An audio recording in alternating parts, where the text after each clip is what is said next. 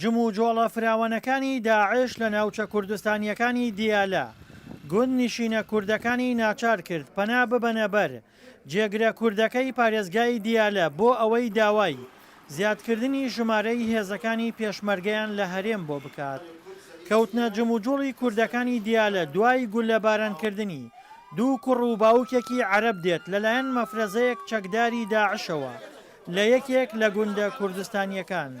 لەبەر ئەوەی داعش ماوەیە بەلەیسا بنبوڕ بوون لە ناحیە قەرەتەپە نەمان ئیستا کە تەنگاو کرانە لە منطقەی مووسڵەوە لە منطقەی فەلوجەوە لە منطقەی حاویجۆ لەم ناوە تەنگاو کرانە گەرەکیانە مەفارزەکانیان دەست بوەشێنن لە ناوچەکەمان ناوچەی ناحیە قەرەتەپە بەربڵاوە تۆزێک داوا ئەکەن لە هێزی ئاسایش و لە هێزی پێشمەرگە ئەو شوێنانەی کەوا بەربڵاوە هێزی بۆ زیاد بکەن ڕەبایی بۆ زیاد بکەن لەبەر ئەوەی دیفاع لە ناوچە ناحیە قەرەتەپە لە عارەب و کورد و تورکمان بکرێت. داواکارەکانمان ئەوەیە هێزی زیاترمان بۆ بێنن بۆ ئەوەی ناوچەکان لە دەست نەدەین تیرۆریستان دزە ئەکەن و ئەتێنە مەنتەقەکەەوە کاری تیرۆریستی ئەنجام دەدەن.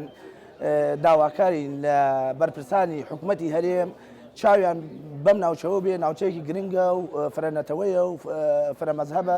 هەرچەندە لە ڕابردوودا پێشمەرگە و سوپای عێراق داعشیان لە ناوچە کوردستانیەکانی دیالە دوور خستەوە، بەڵام گولەبارانکردنی دوو کوڕ و باوکەکە دەرخەری ئەوە بوو کە هێشتا تارمایی داعش بەسەر ناوچەکەوە ماوە. بەڕاستی داعش بوونی هەیە لەم ماوەیە جموجوڵێکی زۆری پیا کردووە لە ناوچەکانی دەوروبەری قەرەتەپە بە تایبەت ئەو ناوچانەوە هەنێزگن لە جەوڵی حمرینەوە. بەڕاستی ئەنجام بوونی ئەو کارە تیرۆریستانەیەوە پێش چەند ڕۆژی ڕوویدا لە ناوچەکانی ئێمە